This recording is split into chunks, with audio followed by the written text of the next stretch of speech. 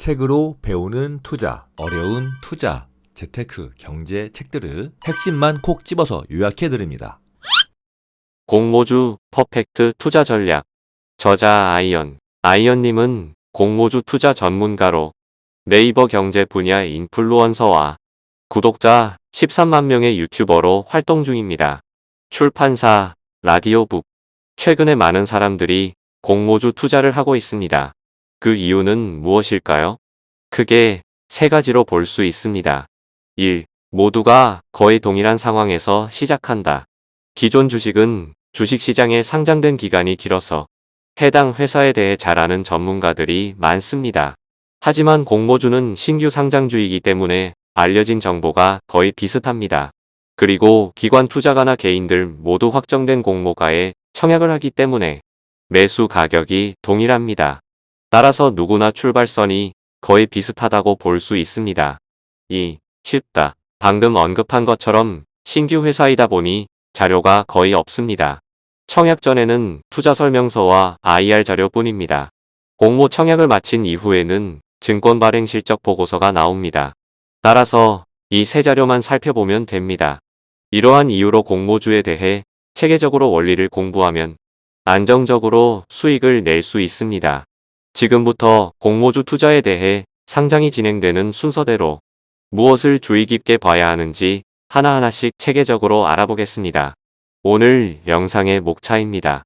1. 기업의 상장 절차. 2. 투자 설명서로 좋은 공모주 찾아내기. 1. 기업의 상장 절차. 상장 결정. 회사는 그 규모와 시기 등을 고려하여 상장을 결정합니다. 그리고 상장 업무를 진행할 대표 주관사를 선정합니다. 상장 예비심사 청구. 이후에는 상장 예비심사 청구를 합니다. 거래소에서 심사하고 상장을 승인하는 절차인데 보통 2달이 소요됩니다. 자료 미비로 미승인인 경우 보완하여 재청구할 수 있습니다. 시장이 안 좋으면 자진 철회할 수도 있으나 그럴 경우 처음부터 다시 시작해야 합니다. 청구일과 심사 결과는 공시 채널 카인드에서 확인 가능합니다. 상장 승인이라고 표시됩니다. 이때 예비심사 청구 개요에서 상장 주선인은 주관사입니다. 공모 청약을 할 것이라면 이 증권사에 미리 계좌를 준비하는 것이 좋습니다. 여기에 표시된 공모 주식 수의 25%가 일반인들에게 배정됩니다. 증권신고서, 투자설명서 준비. 거래소가 상장 승인을 하면 바로 상장을 준비합니다. 회사는 IR 자료, 증권신고서, 투자설명서를 준비합니다. 회사 홍보자료인 IR 자료는 보통 홈페이지에 나와 있는데 좋은 면만 부각하니까 어떤 회사인지만 참조합니다.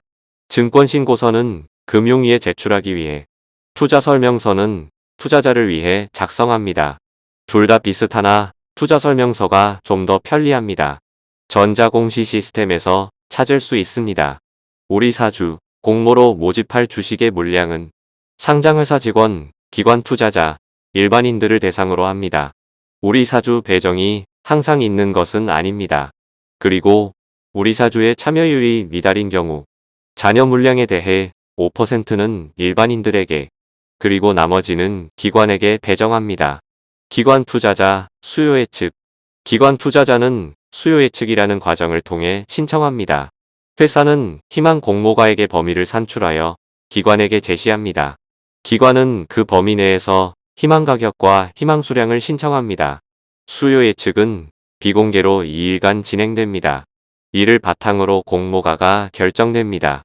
이때 기관은 의무 보유 확약이라는 것을 할 수 있습니다. 기관이 일정 기간 동안 팔지 않겠다고 약속하는 물량을 뜻합니다. 그 기간은 15일, 1개월, 3개월, 6개월, 4종류가 있습니다. 이 기간은 휴일을 포함한 기간입니다. 기관은 좋은 회사라고 판단되면 의무 보유 확약 신청을 합니다. 그러면 더 많이 배정받을 수 있습니다. 의무 보유 확약을 신청해도 신청 결과와 실제 배정 수량은 차이가 있을 수 있습니다. 최종 결과는 증권 발행 실적 보고서에서 확인할 수 있습니다. 투자 설명서에는 나오지 않습니다. 수요 예측 결과와 확정 공모가는 공모가액 확정 공고일 오후 4시경에 전자공시 시스템 다트에서 공개합니다. 이때 증권신고서와 투자설명서에서 동시에 공시됩니다. 공모가가 너무 낮으면 회사가 상장을 철회하기도 합니다. 기관의 수요 예측 결과는 매우 중요합니다. 경쟁률과 의무 보유 확약에 특히 주의해서 확인합니다. 기관의 경쟁률은 1000대 1 이상이 좋습니다. 외국 기관 투자자의 참여 여부도 확인합니다.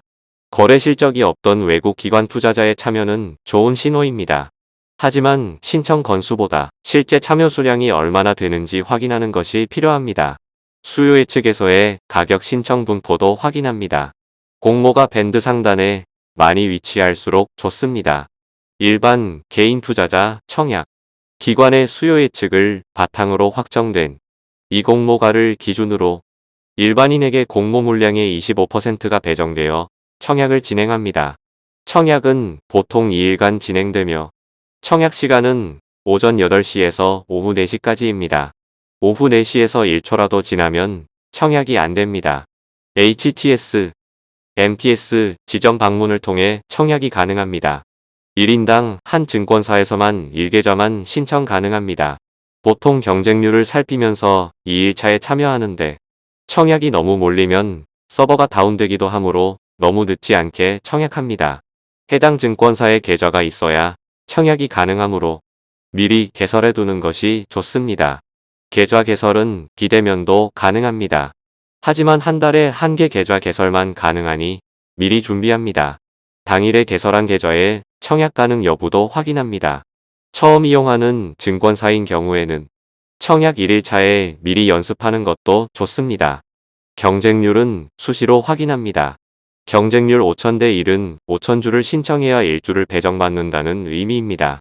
증권사별로 경쟁률이 다르므로 경쟁률이 낮은 증권사에서 청약하는 것이 유리합니다.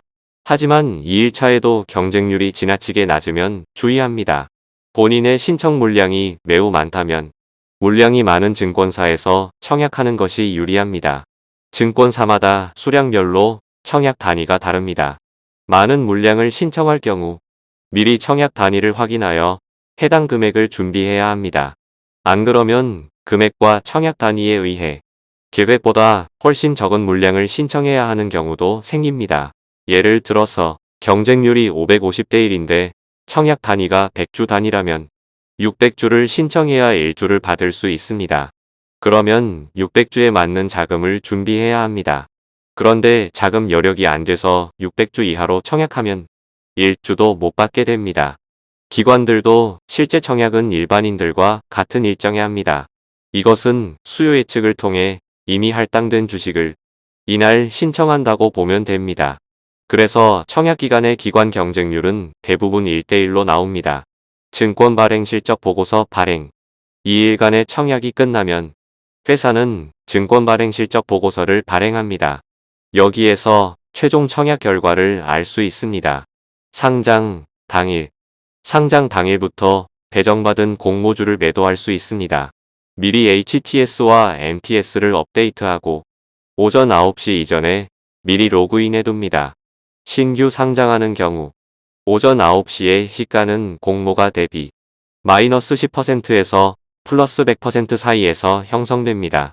장중에는 이 시가 대비 위아래 30% 범위 내에서 움직입니다.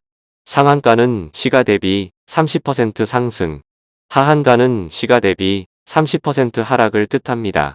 다상은 공모가 대비 100% 오른 가격에 시가가 형성되고 이후에 상한가 진입했을 때를 말합니다. 그러면 수익률이 공모가 대비 160%입니다. 이럴 경우에는 이날 팔지 말고 다음날 시가에 파는 것이 유리합니다. 통계적으로 따상 대비 플러스 12% 추가 수익을 얻을 수 있습니다. 다상이 아닌 경우는 통계 결과 오전 9시 7분 이내에 고점을 찍고 하락하는 경우가 많았습니다. 다상이 아니라면 오전 9시 7분 이내에 파는 것도 고려할 만합니다. 2. 투자 설명서로 좋은 공모주 찾아내기. 지금부터는 투자 설명서를 볼 때 확인해야 할 사항에 대해 알아보겠습니다. 최종 자료의 확인. 증권신고서를 정정 후 재발행 시에는 앞에 발행 조건 확정이라고 표시하고 투자 설명서를 정정 후 재발행 시에는 앞에 기재정정이라고 표시하여 최종 자료임을 나타냅니다. 이 자료들은 양이 많으니 앞에 있는 요약 정보를 참조합니다. 여기에서 청약 일정, 공모 진행 증권사, 증권사별 물량, 수요 예측 일정, 계좌 개설과 관련된 청약 자격 등을 확인할 수 있습니다. 해당 산업이 상승 업종인지 하향 업종인지도 확인하고 정부 정책 영향이 있는지도 확인합니다. 구주 매출과 신주 모집의 비율. 구주 매출은 공모를 통해 기존 주주의 주식을 일반인들에게 파는 것입니다. 구주 매출의 자금은 회사로 가는 것이 아니라 기존 주주들에게 돌아가고 그만큼 기존 주주들의 지분율은 줄어듭니다. 회사가 성장할 거라면 기존 주주들이 주식을 안 파는 것이 맞습니다. 따라서 구주 매출의 비율이 낮아야 좋습니다. 특히 최대 주주의 구주 매출이 있는지 여부와 최대 주주의 지분율이 어떻게 변하는지 확인해야 합니다. 한편 구주 매출의 대상이 자사주라면 이 자금은 회사로 들어오므로 신주 발행과 동일한 효과가 있습니다. 신주 모집은 새롭게 주식을 발행하여 공개 모집하는 것으로 이 자금은 회사로 유입되어 회사의 발전을 위해 사용됩니다. 따라서 공모에서는 신주 모집 100%가 가장 좋습니다. 공모가 산정. 공모가가 일시적으로 높은 매출과 이익에 의해 고평가된 것은 아닌지 확인합니다. 투자 설명서의 추정당 기순이익 산정 내역에서 확인 가능합니다. 유사기업 선정 내역에서도 비슷한 업종일지라도 너무 동떨어진 기업들과의 비교는 무의미합니다. 공모가의 3만원 초과 여부. 통계 결과 공모가가 3만원 이상이면 주가가 하락할 확률이 더 높습니다. 주가가 낮으면 저평가로 보이고 주가가 높으면 고평가로 보이는 착시 효과가 있기 때문입니다. 따라서 공모가가 3만원 이상이면 좀 더 꼼꼼히 살펴봅니다.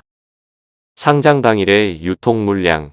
이는 투자 설명서에서 상장 후 매도 가능 물량으로 인한 위험 항목 혹은 상장 이후 유통 물량 출회에 따른 위험에서 확인할 수 있습니다. 여기에는 기관의 의무 보유 확약 물량이 포함 안 되었기 때문에 추후에 증권 발행 실적 보고서에서 기관의 실제 의무 보유 확약 물량을 포함하여 계산하면 더 정확히 알 수 있습니다. 유통 가능 물량에서 기관의 의무 보유 확약 물량을 차감하면 됩니다. 의무 보유 확약 비율이 높으면 유통 가능 물량은 더 많이 줄어듭니다. 그리고 유통 물량의 비율뿐만 아니라 유통 물량 수량과 공모가를 곱한 유통 가능 물량의 총 금액을 확인하고 최근 공모 기업들과 비교하여 그 금액이 큰지 작은지 비교합니다. 결론적으로 상장 당일의 유통 물량 비율이 적을수록 유통 가능 금액의 크기가 적을수록 적은 매수세만으로도 주가가 큰 상승을 할 수 있기 때문에 좋습니다. 그러기 위해서는 기존 주주들의 유통 물량이 적어야 하고 기관들의 의무 보유 확약 비율이 높고 그 기간이 길어야 합니다. 그러므로 다른 조건들이 안 좋아도 상장 당일의 유통 가능 물량의 비율이 매우 낮으면 공모에 참여할 만합니다. 매출과 이익. 매출을 통해 무엇을 하는 회사인지 회사의 정체성을 확인합니다. 전체 매출 중에서 가장 높은 제품을 찾고 시장 점유율, 순위, 이익 변화 추이, 경쟁 강도를 확인합니다. 점유율에 대해서 합리적인 추정이 곤란하여 생략한다는 문구가 있으면 주의합니다. 한편 매출에서 매출원가 비율이 높으면 매출이 늘어도 수익이 크게 늘지 않는다는 점도 기억하세요. 환매 청구권 여부. 환매 청구권은 상장 이후에 주가가 공모가의 90% 아래로 하락하면 청약했던 증권사가 90%의 가격에 다시 사주는 조건을 의미합니다. 이것은 상장 후 3개월 혹은 6개월 이내에만 가능합니다. 이익 미실현 기업. 시가총액과 매출 기준은 충족했는데 적자 기업인 경우 코스닥 지수가 크게 하락하면 행사 가격인 90% 가격도 하락 조정합니다. 따라서 환매 청구권이 있는 주식이 상장 이후에 크게 하락했다면 시장에서 바로 팔지 말고 환매 청구권을 행사하는 게 좋습니다. 그러면 손실을 10%로 제한하게 됩니다. 모바일로도 환매 청구가 가능합니다. 이런 이유로 비슷한 조건이라면 환매 청구권이 있는 공모주를 청약하는 게 훨씬 유리합니다. 공모주 퍼펙트 투자 전략.